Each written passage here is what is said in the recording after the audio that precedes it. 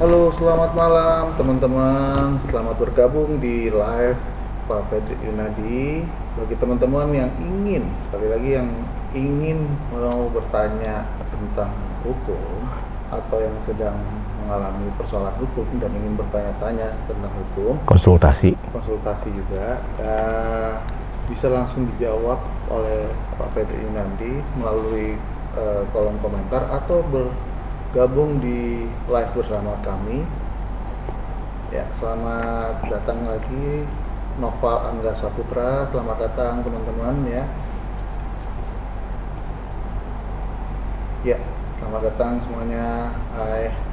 Oke, selamat malam semuanya.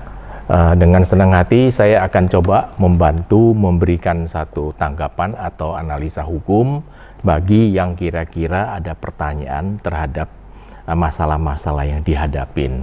Silakan. Ya, teman-teman, bagi teman-teman yang ingin bertanya, boleh menuliskan pertanyaannya di kolom komentar atau bergabung dengan kami bersama live. Nah, sebelumnya kami akan membacakan dulu. Ada pertanyaan melalui Instagram DM dan juga melalui TikTok DM dari Eka Ramawati. Pertanyaannya adalah bagaimana tanggapan Bapak mengenai kasus pembunuhan yang viral di Depok? Nah, Pak, silakan dijawab. Ya, akhir-akhir ini atau hari kemarin dan hari ini kita dihebohkan adanya anak ya begitu tega dia membunuh ibu kandungnya, bahkan melukain ayahnya juga. Latar belakangnya apa kita tidak tahu, sedang diselidikin oleh polisi. Namun pembunuhan tersebut jelas itu akan dijerat dengan pasal 340 karena membunuh orang tua jangan dengan berdalih tidak sengaja ya. Karena ini di dalam rumah, di dalam kamar dan kamarnya terkunci, ya seyogikanya itu dijerat dengan pasal 340 dengan ancaman hukuman mati atau seumur hidup. Itu menurut saya, dan itu tidak layak ya. Masalahnya pembunuhan itu dilakukan baik terhadap sesama manusia, apalagi terhadap orang tua yang melahirkan dia. Ini adalah perbuatan yang sangat keji dan betul-betul tidak harus dicegah bagaimana tidak terjadi lagi di masyarakat. Oke, semoga untuk Eka pertanyaannya sudah dijawab. Bisa kirim pertanyaan lagi nanti melalui DM kita ke TikTok dan juga Instagram kita di @fredrinandi atau langsung di akun kami halo.indonesia dan halo.official di TikTok kami. Ya teman-teman, saya ingatkan lagi kembali, selamat datang Siska Yunadi. Jangan sebutkan nama. Selamat datang teman-teman juga.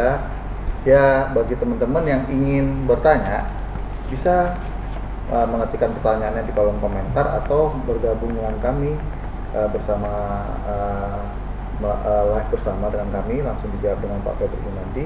Kita pertanyaan kedua, bagaimana tanggapan Bapak mengenai berita nasional dan internasional yang saat ini menyebutkan bahwa Jakarta sebagai kota dengan tingkat polusi tertinggi, dan sekiranya apa yang dapat dilakukan baik masyarakat maupun pemerintah untuk mengurangi polusi tersebut? Ya, begini, menurut saya polusi udara itu terjadi di seluruh dunia. Negara-negara maju sudah berupaya bagaimana untuk mengurangi polusi udara, karena polusi udara itu sangat membahayakan rakyat yang hidup di dalam perkotaan. Pertama-tama, pemerintah itu wajib dalam hal ini mengurangi emisi pengeluaran daripada mobil, terutama kendaraan umum yang berkeliaran di jalan, menggantinya dengan mobil listrik. Doronglah untuk masyarakat bisa mengalihkan dengan menggunakan baik kendaraan roda 2 maupun roda 4. Harus diingatkan penyebab untuk terjadinya suatu polusi, tentu dalam hal ini dapat diancam dengan pasal 104 Undang-Undang PPLH. Yang dalam hal ini ancaman hukumannya 3 tahun dan dendanya 3 miliar, atau bisa kalau mengakibatkan kematian bisa ancamannya 15 tahun dengan atau sampai hukuman mati. Wah, serem juga tuh ya. Sehingga saran saya, janganlah marilah kita sama-sama untuk memperhatikan lingkungan hidup, dan kita bersama-sama jika mobil motornya sudah kelihatan berasap, itu lebih baik segera diperbaiki. Yang terbaik adalah alihlah kita menjadi kendaraan listrik, yang dimana pemerintah telah memberikan sesuatu keistimewaan, maksudnya dalam hal ini kan keringanan pajak, bebas daripada pajak-pajak segala-segalanya, kemewahan semua dihilangkan dan harganya relatif cukup murah. Meskipun dibandingkan dengan harga yang ada di negara tetangga kita Malaysia, kita termasuk hampir 2 kali lipat lebih mahal. Ya. Oh, oke. Ya, selamat datang Pak Handojo. Boleh silakan bertanya. Kami sudah tersambung langsung dengan Pak Fredrik Yunadi. Saya kedengaran Pak? Dengar? Ya, dengar dengan jelas Pak. Pak Fredrik yang terhormat, saya ini Pak lah. Pegawai saya Albert gitu. Oh, terima kasih. Senang sekali saya bisa dalam satu kesempatan ini untuk mendengarkan kuliah Bapak, dan saya juga seorang mahasiswa S3 dari Ilmu Hukum di Utama 5 dan masih belajar dan terus belajar Pak. Saya juga masih belajar Pak. Kita saling tukar pikiran, tukar untuk pendapat lah. Mendengarkan pengalaman Bapak, interpretasi Bapak, dan ulasan-ulasan Bapak agar berguna bagi saya di kemudian hari. Amin. Terima kasih Pak. Amin. Amin. Bagaimana Pak? Apa yang bisa saya memberikan suatu jawaban bila mungkin Bapak mau bertanya gitu? Sementara saya mendengarkan dulu Pak, karena sudah sempat membawakannya materi dari Bapak Pak. Saya mendengarkan dulu aja Pak. Baik, terima kasih. Selamat malam Pak ya. Oke, ini yang nomor 6. Pertanyaan selanjutnya Pak dari DM TikTok kita juga. Pertanyaan dari Ayu Kurniati dan dari Instagram juga atas nama Permas Dewi 69. Selamat malam Pak, ingin bertanya tentang kasus penghinaan Presiden RG. Apakah ini penghinaan atau kritikan? Mutlak adalah penghinaan, itu adalah tindak pidana. Mau dibela ke kritikan, ya kalau kritik itu kan tidak tajam ya. Kritik itu kan ada sopan santun, ada hanya. Kalau saya melihat, yang saya mendengar, yang disiarkan oleh media, jelas itu adalah penghinaan. Dan saya sangat tidak menganjurkan masyarakat, senang tidak senang, presiden itu adalah pimpinan tertinggi negara. Kita wajib tunduk dan menghormatin. Bila kita hina presiden, ya lebih baik Anda keluarlah, tidak jadi warga negara Indonesia, atau Anda harus diproses masuk penjara. Gitu ya, begitu. Itu terjawab sudah. Semoga Permas 69 menonton kita Pak ya. Langsung sudah dijawab langsung tadi. Ya, pada Maxi Karepu, kalau ada pertanyaan boleh mengaktifkan mic-nya, atau mungkin masih mau dulu nih, mau nulis-nulis dulu, atau juga Pak Handojo juga jika ada pertanyaan juga bisa langsung buka mic-nya. Kalau memang belum ada pertanyaannya, kami akan melanjutkan pertanyaan-pertanyaan yang memang sudah ditanyakan pada kami melalui message pribadi kita. Pertanyaan selanjutnya. Ya. Saya ingin sedikit berpendapat. Siap, boleh. Menurut hukum modern, ilmu hukum modern itu fakta itu kan adalah sesuatu hal yang netral, dalam arti ucapan Rocky Gerung atau apapun lah ya. Nah ini adalah fakta netral. Di dalam hukum modern ini lebih banyak bermainkan interpretasi.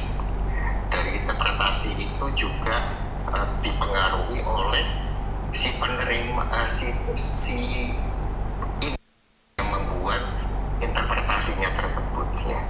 Jadi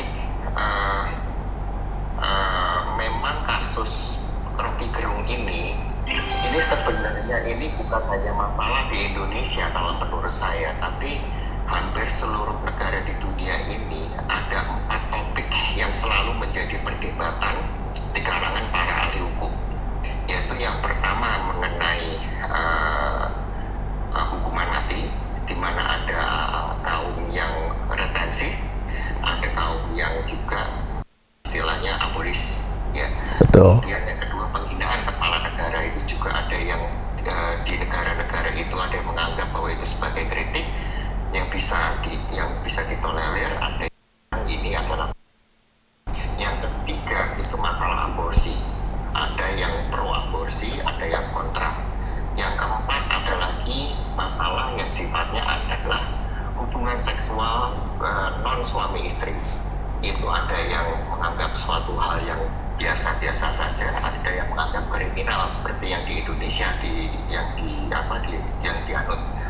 Jadi kalau menurut saya penghinaan kepala negara itu masuk salah satu dari yang argumennya setiap ahli punya argumen yang masing-masing kuat. Jadi sulit untuk dikatakan mana yang benar, mana yang salah. Mohon petunjuk Pak. Siap.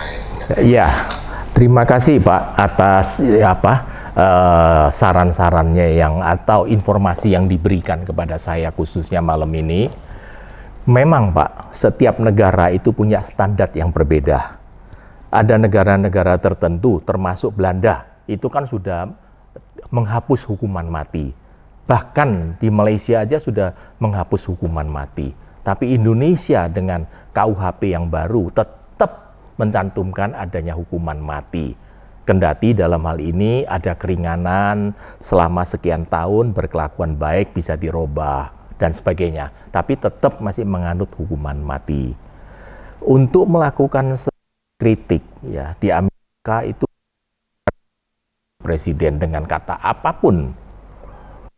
Dengan Indonesia kita ini menganut maksudnya adat atau kebiasaan daripada Asia, khususnya orang Indonesia, apalagi orang Jawa. Contohnya begini Pak, kalau orang Surabaya kalau ngomongnya kan kasar Pak. Begitu ketemu, mohon izin, saya suatu contoh karena saya asal dari Surabaya. Woi asu, nah gitu kan. Kita nggak ada maksud apa-apa. Saya tidak memaki-maki dia, tapi itu suatu kedekatan saya manggil dia. Tapi kalau saya ucapkan kata-kata ini diviralkan atau dikutip oleh media, jelas itu ada suatu penghinaan. Memang ada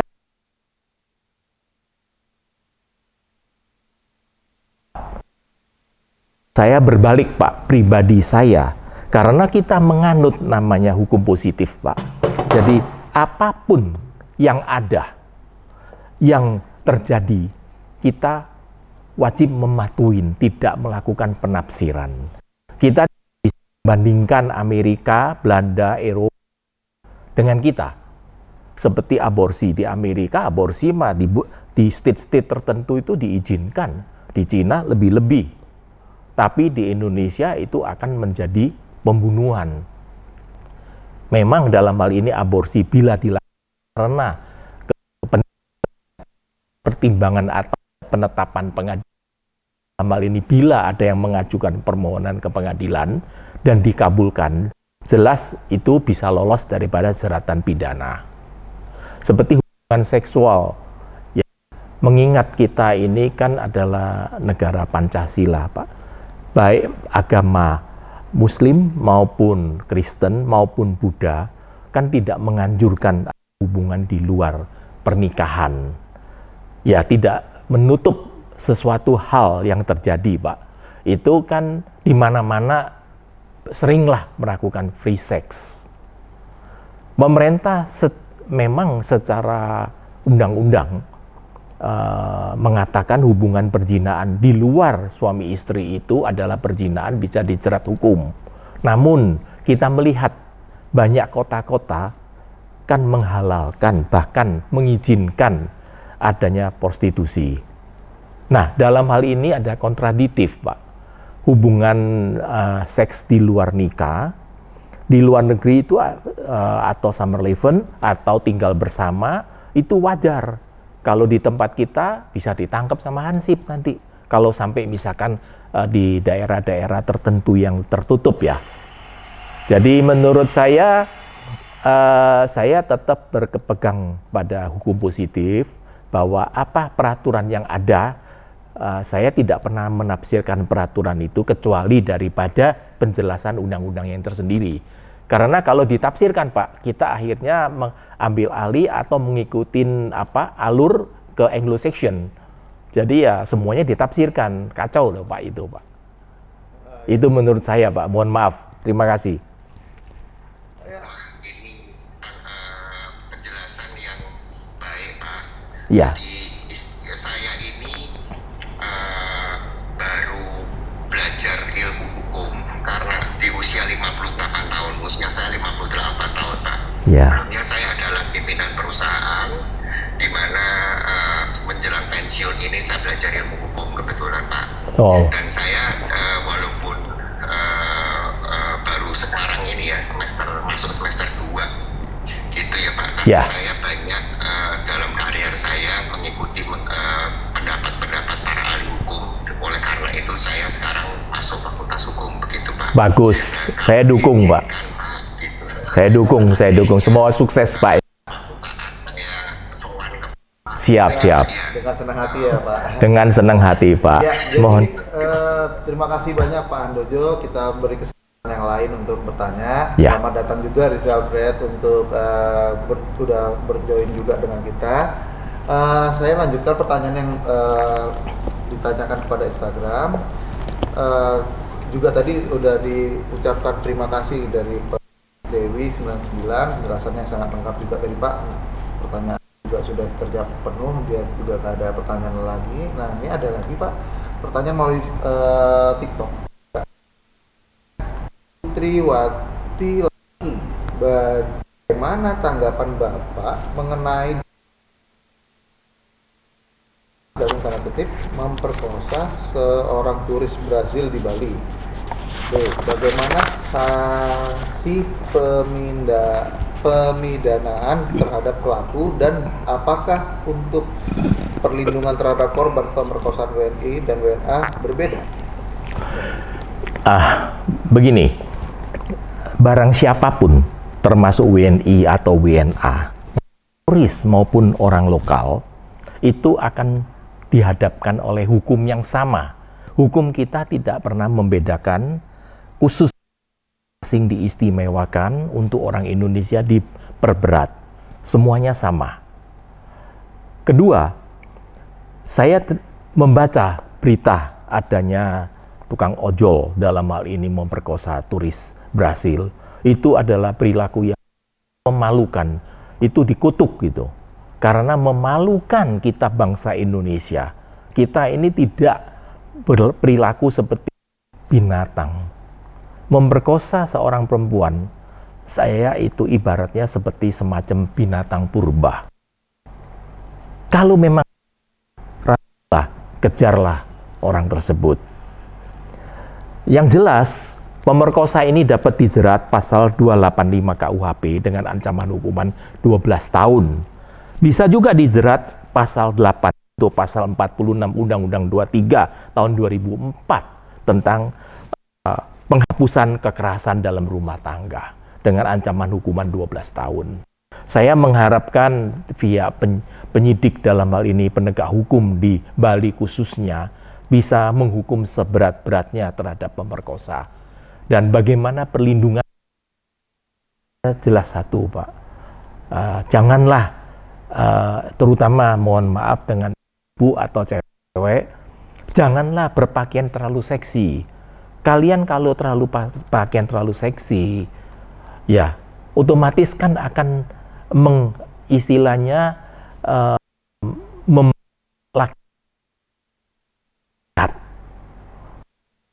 si di dalam kamar untuk suaminya atau untuk pacarnya.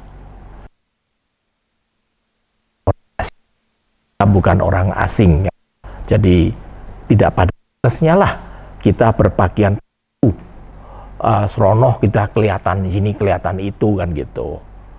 Cukuplah kita pakaian yang sopan, itu salah satu cara untuk meredah keinginan untuk melakukan pemerkosaan atau mencemol-cemol, pegang-pegang. Ya perlindungan lainnya ya marilah masyarakat dalam hal ini kelihatan ada perempuan yang dilecehkan, keroyok aja Pak. Setidak-tidaknya itu kita ikut mencegah lah.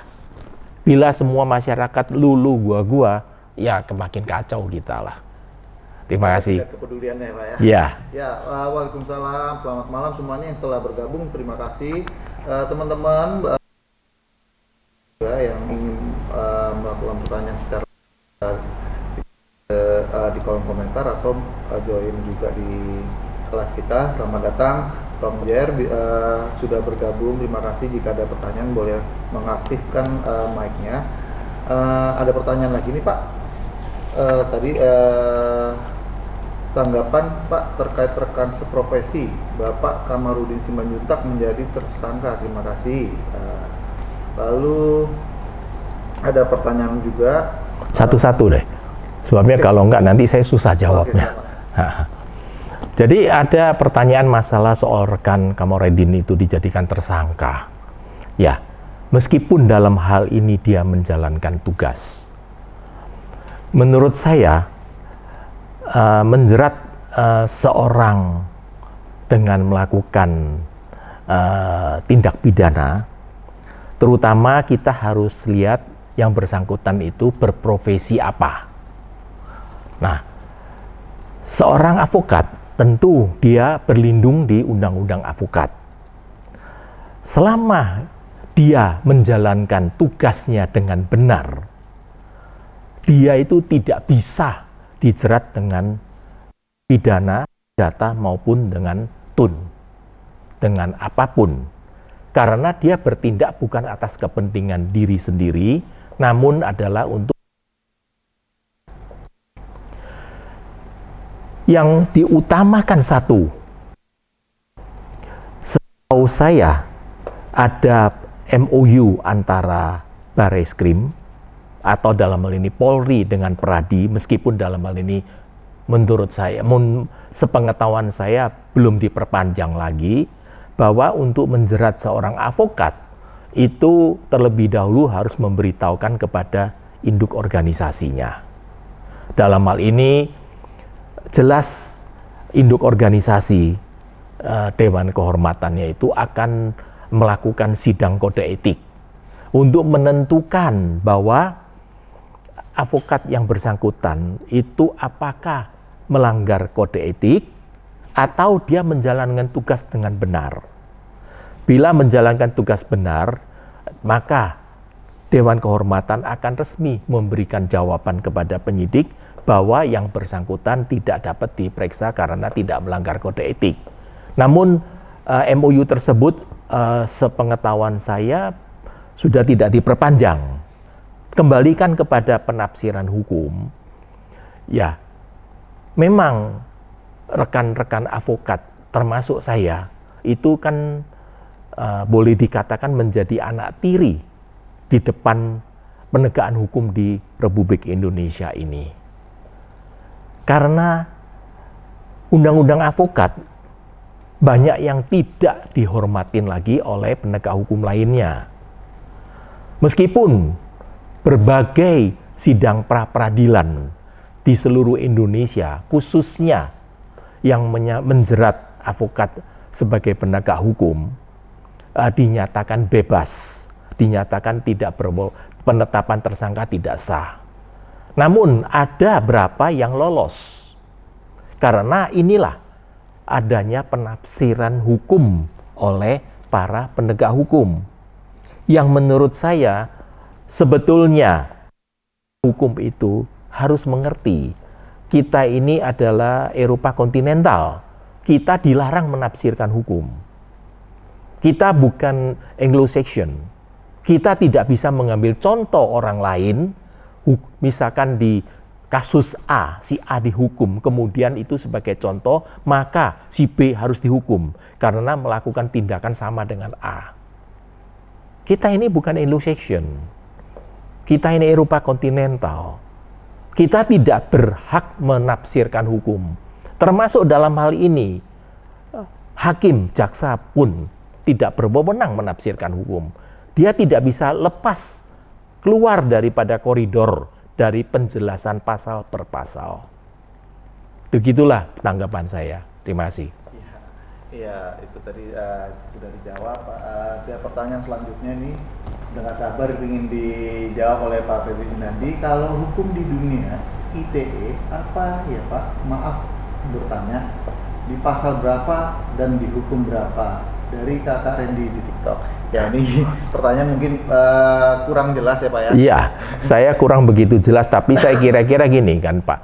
Di Indonesia itu bila kita menyebarkan berita-berita melalui media sosial atau melalui seperti contoh handphone, WA, TikTok atau apapun, itu dapat dijerat dengan Undang-Undang ITE pasal 27 yunto pasal 45, ancaman hukumnya 4 tahun. Memang hal ini akan menjadi senjata pamungkas bagi penguasa. Siapapun yang salah sedikit itu bisa dijerat dengan pada Undang-Undang ITE.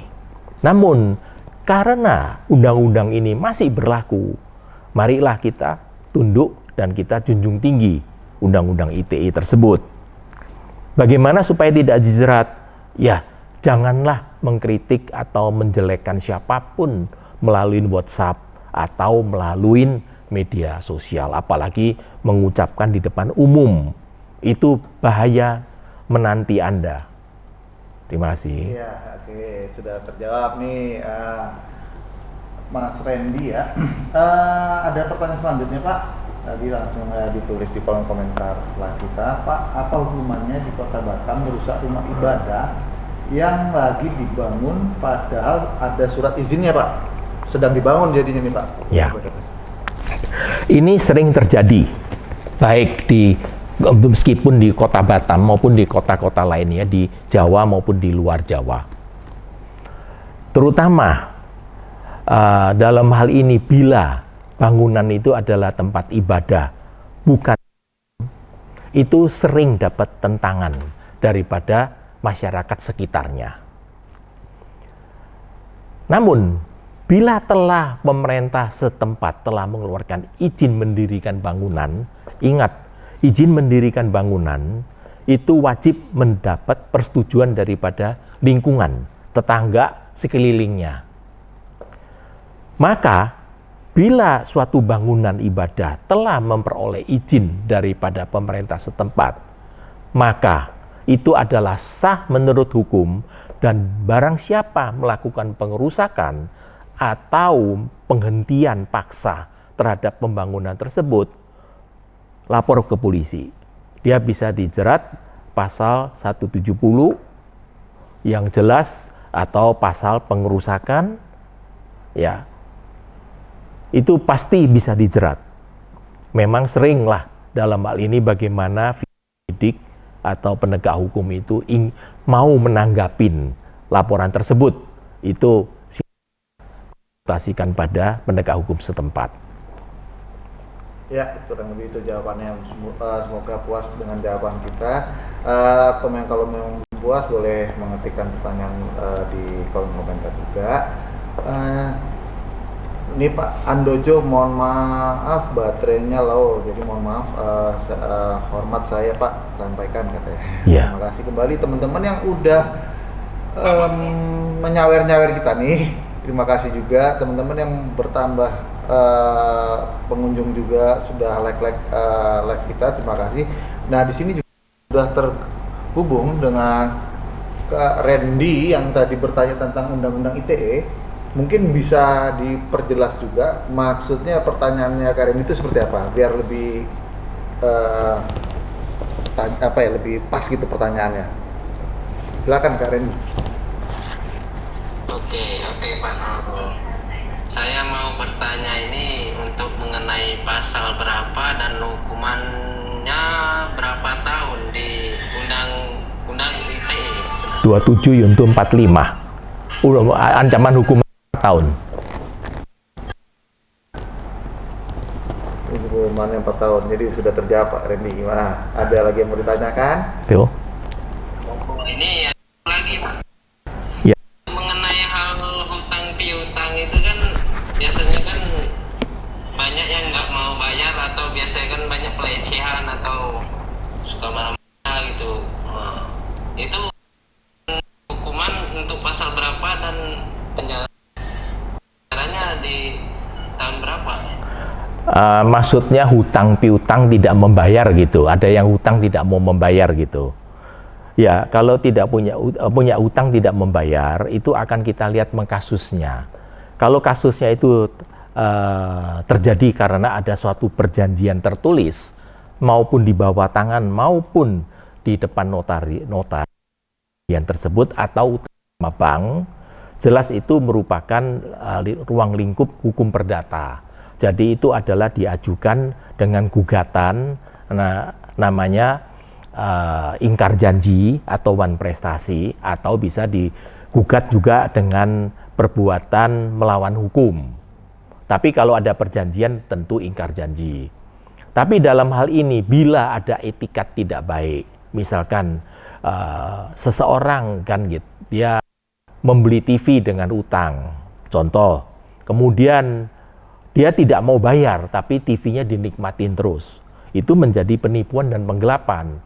Lapor pada polisi 372 378. Ya. Itu ancaman hukumannya, kalau untuk perdata tidak ada ancaman hukuman, tapi ancamannya adalah barangnya disita atau kekayaan disita. Kalau 372 377 hukumannya 6 tahun ya. Ya. Sudah terjawab ya. Terima kasih telah bergabung Mas Randy. Kita akan menjawab pertanyaan teman-teman yang lain ya. Pak, kita mulai pertanyaan dari Jato. Pasal berapa menghalangi penyidikan dan ancamannya berapa tahun, Pak? Ya, halangin penyidikan dalam hal ini diberlakukan kepada tindak pidana umum itu adalah pasal 221 KUHP. Ancaman hukumannya nggak begitu hafal, kalau nggak salah 2 tahun deh. Tapi kalau dikaitkan dengan pada Undang-Undang Tipikor, itu pasal 21 Undang-Undang 31 1999, koreksi tadi 221 itu 4 tahun ternyata itu ancaman. Tetapi pada pasal 21 Undang-Undang 31 tahun 1999 Tipikor, yang sebenarnya secara de facto maupun de jure itu adalah tindak pidana umum, namun ancaman hukumannya di pasal tersebut adalah 12 tahun maksimal. Ya, jadi itu. Moga-moga jawaban dari Pak Febri sangat membantu, atau mungkin kalau kurang puas bisa menuliskan juga pesannya. Selamat datang Febri Toyuntu, dengan juga selamat datang Maksi Karetu, silakan. Ya, baik, selamat malam Pak Freddy. Selamat malam. Terima kasih Pak Freddy dan Os telah memberikan kesempatan untuk gabung. Pertanyaan satu Pak Freddy. Siap. Misalkan ada pembagian saham, tapi pembagiannya hanya diberikan melalui pernyataan saja. Mhm. Misalkan gini, pemegang saham ada 3 orang, Ya, kemudian salah satunya memberikan kepada saudaranya. ya, Jadi di luar kan pemegang saham 3 orang. ya, yang dalam akte 3 orang gitu maksudnya. Dalam waktu 3 orang. Ya. Dan salah satu ini memberikan kepada saudaranya. Ya, Saham dia, Pak. Ya. Saham dia diberikan.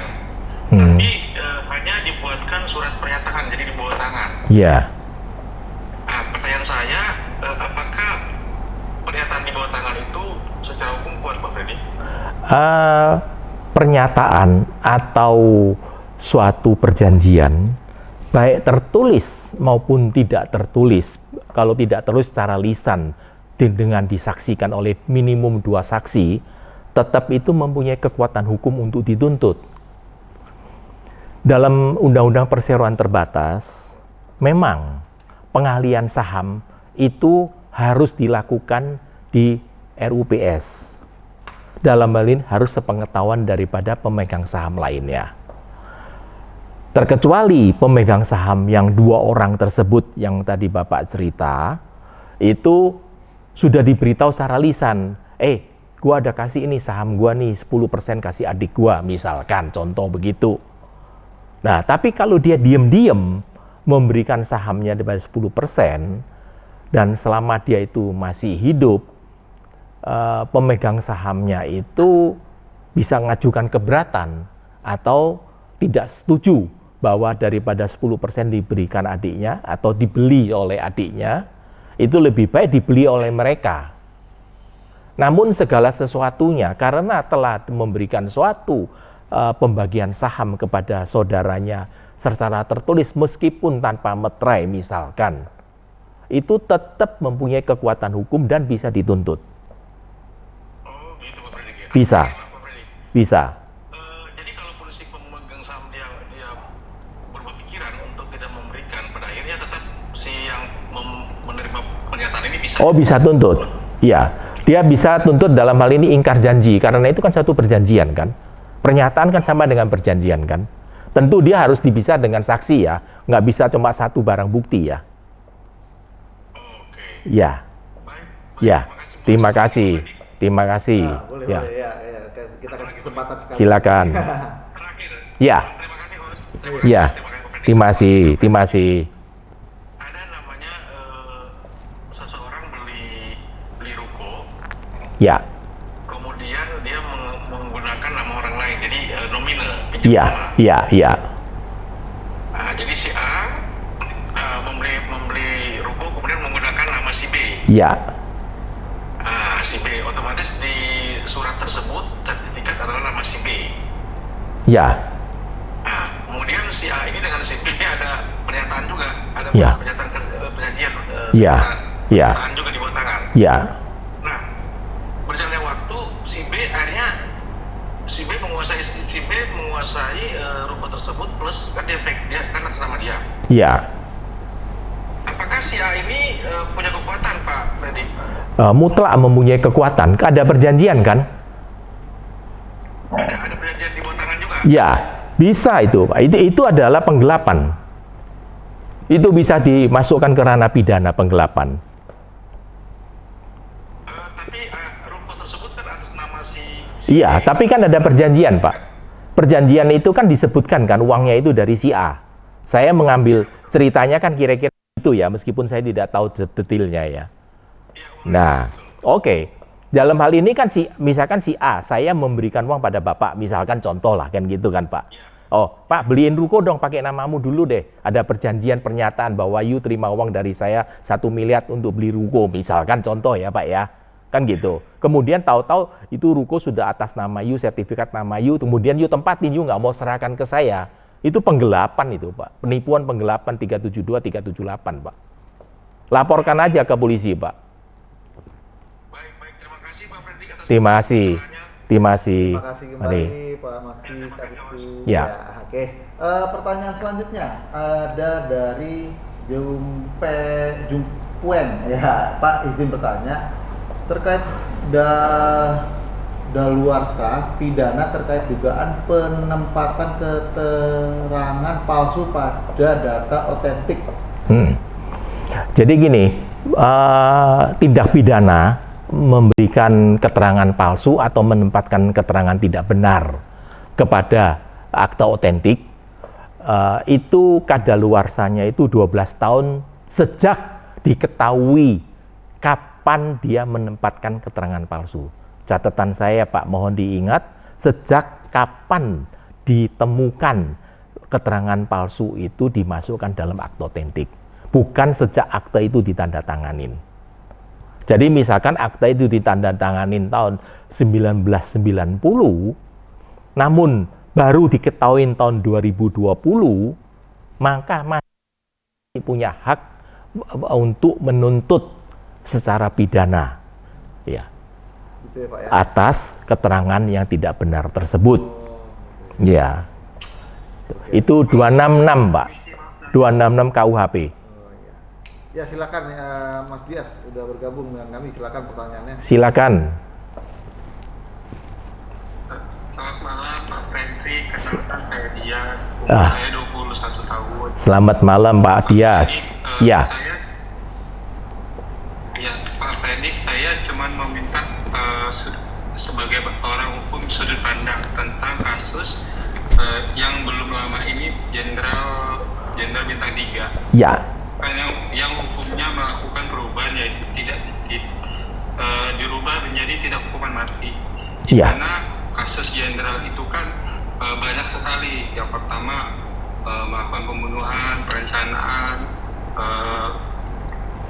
berita bohong dan menghilangkan tanda bukti. Ya. Kemudian kan itu kan kasus nasional. Di Ya. mana kasus itu juga apabila Pak Kapolri 3 kali udah di tegur presiden, dan banyak juga korban-korban yang diikut sertakan, contohnya jenderal baru serta polisi baru yang ada yang dipecat dan dihukum juga oleh kasus itu. Nah, menurut sudut pandang Bapak, apakah pengadilan yang sekarang itu kan memberikan bahasanya diskon 50%. Jadi saya sebagai anak muda kan melihatnya alangkah mudahnya hukum yang sekarang itu keadilan tidak diberikan dengan sebenar-benarnya. Gitu. ya. Oke. Menurut pandangan Bapak itu Ya, seperti apa? baik, terima kasih. Jadi begini Pak, saya juga pernah hari Rabu kemarin juga saya pernah membahas kasus ini dalam live TikTok juga, bahwa saya juga sangat heran bagaimana alas hukum bagi Majelis Hakim Mahkamah Agung atau kasasi dalam hal ini mengkorting hukumannya, merubah hukumannya. Sebetulnya terhadap Mahkamah Agung itu hanya mengoreksi apakah penerapan hukumnya benar atau tidak benar. Kan begitu. Dalam hal ini bukan ke pokok perkaranya. Namun banyak sekali kasus yang terjadi. Itu majelis hakim dalam hal ini, mohon maaf, Mahkamah Agung itu sesuka-sukanya melakukan diskon pada pidana atau dalam hal ini merubah atau mengurangin dalam kasus perdata. Kalau dalam hukum yang saya pelajarin tidak ada landasan hukum bahwa bisa dirubah karena dia itu kasihan atau dia merasa itu terlalu berat atau kurang adil. Ada juga kan yang dihukum 5 tahun di pengadilan negeri, jadi 7 tahun, di Mahkamah Agung dijadikan 20 tahun. Itu juga nggak benar menurut saya. Karena itu seolah-olah kan mengumbar dia punya kekuasaan. Gua bisa hukum kamu seberat-beratnya. Kenapa dihukum berat? Dia nggak mau bilang, pokoknya kamu kategori termasuk X, saya hukum berat. Kenapa ini misalkan pengedar narkoba dari hukuman mati diloloskan jadi hukuman seumur hidup? Saya juga nggak ngerti. Tapi semuanya, bila dalam hal ini diputus oleh hakim ketika dia menyidangkan perkara, maka itu merupakan wewenang penuh hakim yang bersangkutan untuk mempertimbangkan hukuman apa yang dijatuhkan kepadanya. Memang itu adalah ketidakadilan. Namun harus ingat Pak, bila di dunia ini sudah ada keadilan untuk keseluruhannya, maka dunia ini sudah kiamat, Pak. Kita semuanya sudah naik surga, Pak. Atau kita masuk neraka. Dunia memang penuh dengan ketidakadilan, Pak. Makanya itu adalah penegak hukum, adalah seperti saya sebagai seorang advokat, guna melindungi atau menegakkan keadilan. Tapi ya, banyak sekali, Pak, perkara yang di luar kemampuan kita, kekuasaan, Pak. Ya kita tenggelam, Pak. Ya inilah fakta hidup, Pak, yang harus kita hadapin.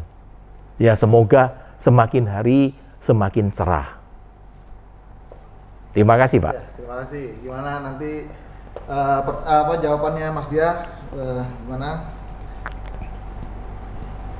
Terima kasih. Kesimpulannya Pak, saya sebagai anak muda tuh udah bisa merasakan. Iya. Kalau dari puncak tertinggi pimpinan untuk mengadakan pengadilan nanti sudah tidak melakukan keadilan yang sesungguhnya, buat apa lagi kami bahasanya mempercayakan keadilan di negara ini lagi? Ya, betul, Pak. Kita kadang-kadang terutama saya, Pak, saya sering frustasi, Pak. Bagaimana? Tapi karena memang begitulah, memang faktanya harus kita hadapi, Pak.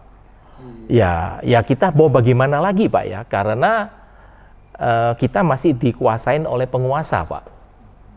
Sedangkan tidak semua penguasa itu paham betul terhadap hukum, Pak. Ya itu kita harus dengan menekan hati kita, Pak, ya, meskipun kita tidak senang, Pak, ya. Ya berjuanglah, Pak. Bagaimana, kan Bapak kan masih muda, 20 tahun ya.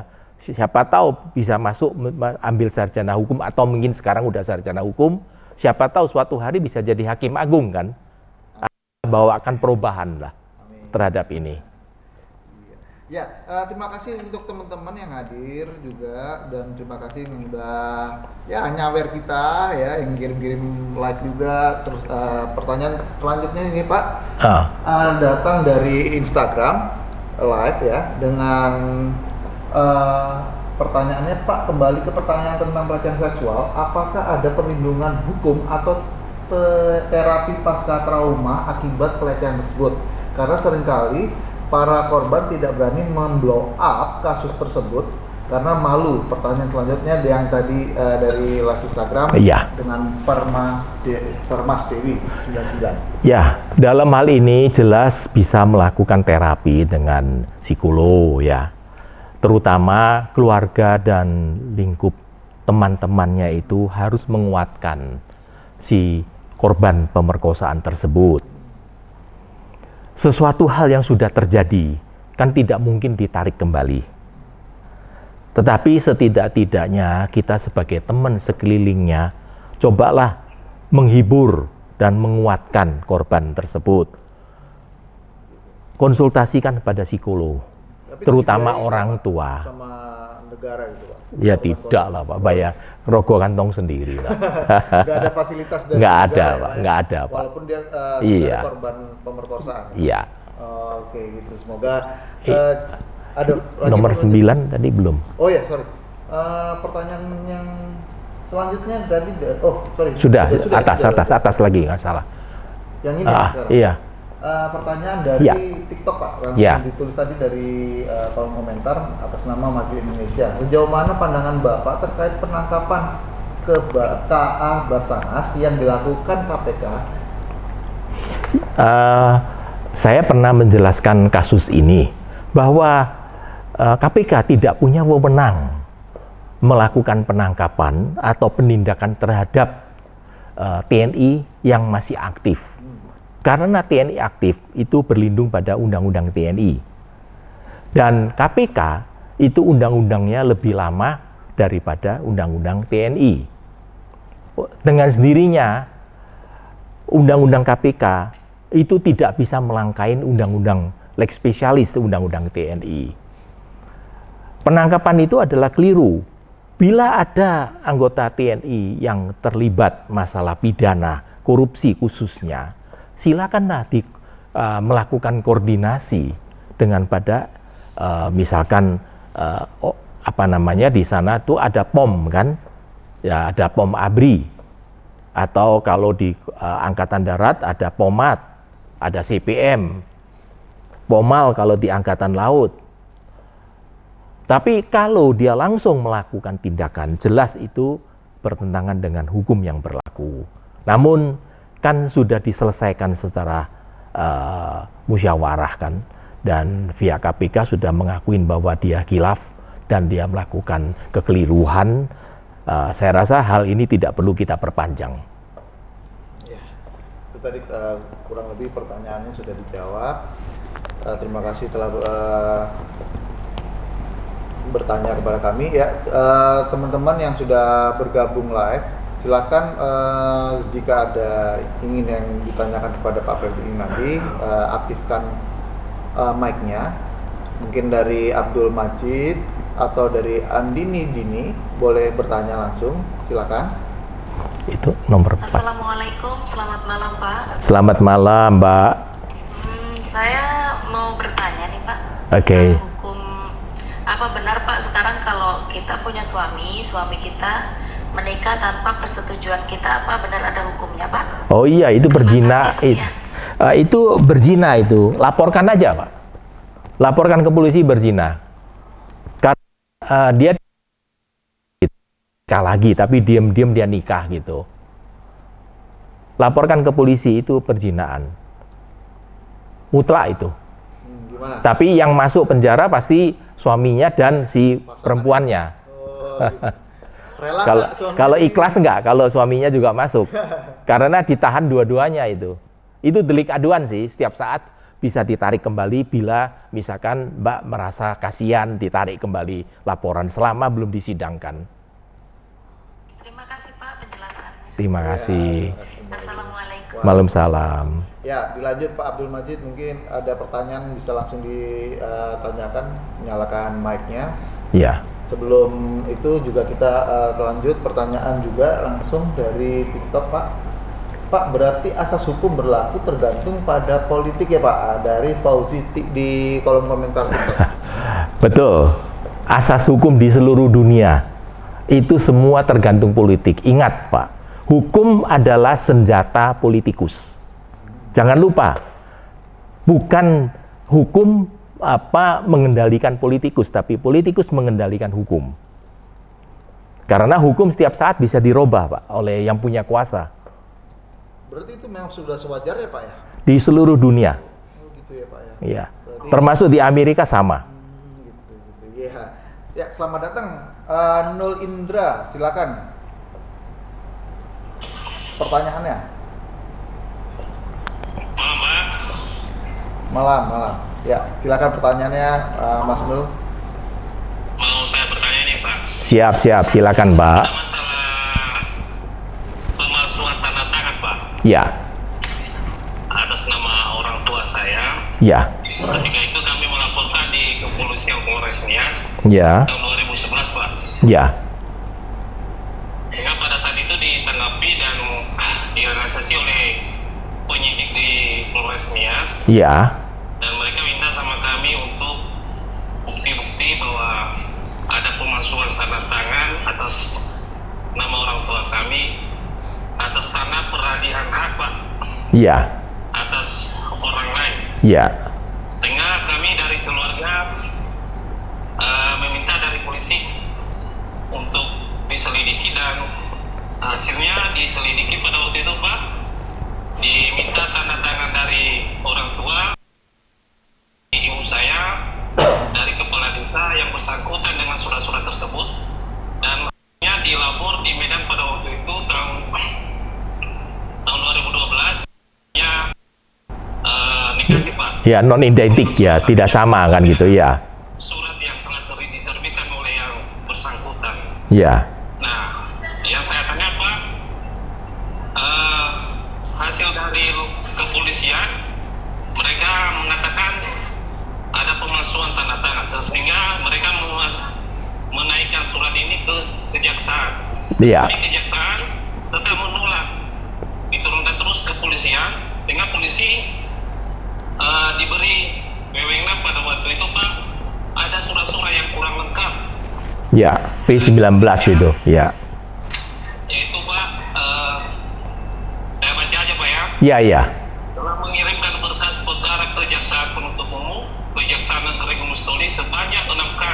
Iya. Pengiriman berkas, namun kami memiliki kendala dan karena petunjuk jaksa penuntut umum belum dapat dipenuhi, yaitu penyitaan terhadap warga atau dokumen berupa surat pernyataan penguasaan fisik bidang tanah dan risalah panitia A tanggal 4 Desember 2003. Sampai sekarang Pak, permasalahan ini sudah tergantung sampai tidak ada proses dari kepolisian dan kejaksaan. Yang kami minta Pak, cara kami gimana Pak sampai saat ini supaya masalah ini bisa tuntas?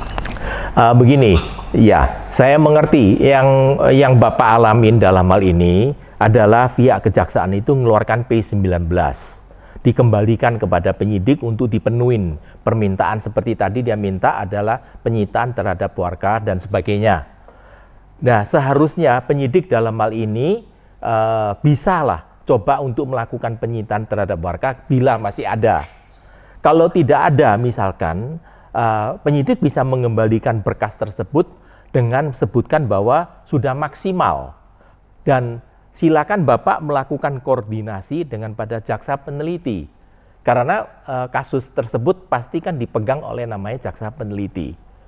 Bicarakan dengan pada jaksa yang peneliti, kasih tahu bahwa ini sudah tidak dimungkinkan, misalkan kalau warganya memang sudah tidak ada, kan gitu. Jadi bagaimana jalan keluarnya? Tapi karena kan sudah ada suatu bukti utama yang otentik kan, dari Puslev 4 mengatakan bahwa non identik kan gitu kan, berarti kan ada terjadi pemalsuan dan itu wajib diproses. Kalau perlu ngadep kepada kajarinya atau kajati langsung. Ya, dan menurut saya Pak, pendekatan kepada kejaksaan itu adalah jalan keluar yang terbaik Pak. Dan kasih tahu penyidik supaya mengembalikan berkas tersebut dengan upaya maksimal. Ya, begitu kira-kira Pak ya. Bisa juga diviralin ya Pak ya. Ya, terima kasih. Ya, terima kasih Mas Nul telah bergabung dengan kami. Mohon maaf untuk teman-teman yang memang belum terjawab pertanyaan-pertanyaannya. Mungkin kita juga akan jawab kembali di minggu depan setiap hari Rabu. Saya ingatkan lagi, setiap hari Rabu dan Jumat setiap jam 8 malam kita akan live 1 jam. Dan kita akan menjawab juga pertanyaan-pertanyaan yang memang sudah kita masukkan dalam daftar antrian. Itu ada. Ya, pertanyaannya adalah Pak, berarti asas hukum berlaku tergantung. Ini sudah. Apakah Pak Fredrik menerima pendampingan gratis dari S. Jericho TikTok? Jadi gini, setiap advokat memang punya kewajiban itu memberikan bantuan hukum secara cuma-cuma pro bono. Kan silakan aja Pak Jericho buat janji ketemu saya ingin tahu kasus apa dan lokasinya Pak Jericho ada di Jakarta atau di luar Jakarta. Nanti akan kami pertimbangkan. Iya, semoga bisa langsung berkomunikasi ya Pak ya. Iya, silakan, silakan. Ya, karena waktu sudah habis, saya ingatkan lagi teman-teman ya, mohon maaf karena kami harus pamit undur. Bagi teman-teman yang ingin dan masih ingin bertanya dan penasaran tentang hukum di Indonesia terutama, kita akan kembali lagi di hari Rabu dan hari Jumat setiap jam 8 malam. Nah, jadi teman-teman jangan lupa ditulis di kalender nih setiap hari Rabunya dan Jumat untuk bergabung di live kita ya Pak ya. Ya. Terima kasih sekali lagi. Terima kasih semuanya. Selamat malam. Pamit diri. Assalamualaikum warahmatullahi wabarakatuh. Waalaikumsalam. Terima kasih Pak Fredrik. Terima kasih. Selamat malam.